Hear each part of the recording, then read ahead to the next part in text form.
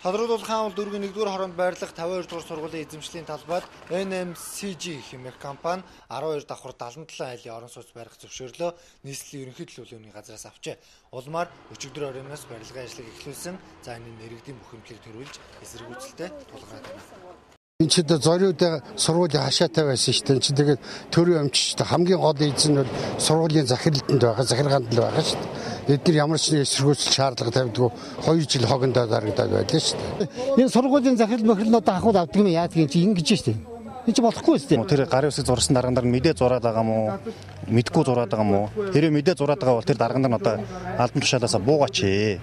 Мэдгүй зураад байгаа бол тэр мэдгүй зуруулаад байгаа өөрийн чинь гарын үсэг зуруулахад хүргээд байгаа тэр хүмүүсийг ажлаас нь халаач ээ гэж хэлмээрээ. Ингээд машин оруулаад юмаа буулгаад дандаа шөнөөр бүр ингээд хулгай маягтай бүр шөнөөр хийж юмаа хийгээд байгаа байхгүй.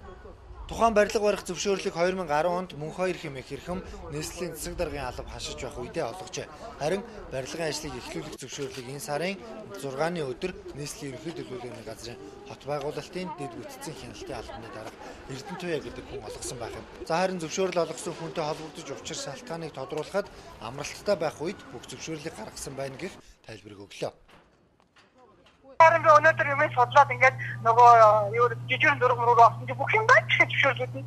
Тэгээ хогоод гаргаад ирсэн чи 806-нд зөвшөөрөл авчихсан. Бүр 50 сургууль авч 77 айлын орон сууц гэж гарсан байна.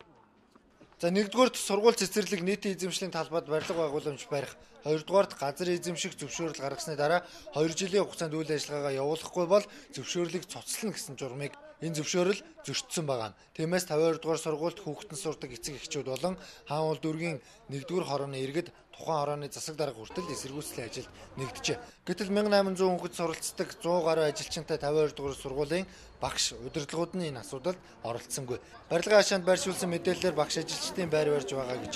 Харин сургуулийн удирдлага болон багш нарын талаар тайлбар өгөхөөс татгалзлаа. Мөн 2 даргын үед энэ сургуулийн хашааг хашааных нь хил хязгаарыг өөрчлөөд багасгаад тэгээд хашааг энэ төр сургуулийнхаа одоо хаягаар болгоод энэ газрыг нь болохоор чөлөөлж байгаад ингээд нийт эзэмшлийн газар болгоцсон юм шиг. Ийм одоо хуулинд нийцүүлж ингэж хулгай хийж байна. Үүнээс гадна бас нэг асуудал байгаа нь барилгын хашаанд байршуулсан мэдээлэл Сүмбэр өргөө компанийн барилга гэсэн тайлбартай. Гэтэл барилга эхлүүлэх үргэлжлүүлэх зөвшөөрөлд захиалагч нь NMCG компани, за харин гүйцэтгэгч нь Happy Building хэмээх компани гэж тэмдэглэгдсэн байх юм аа.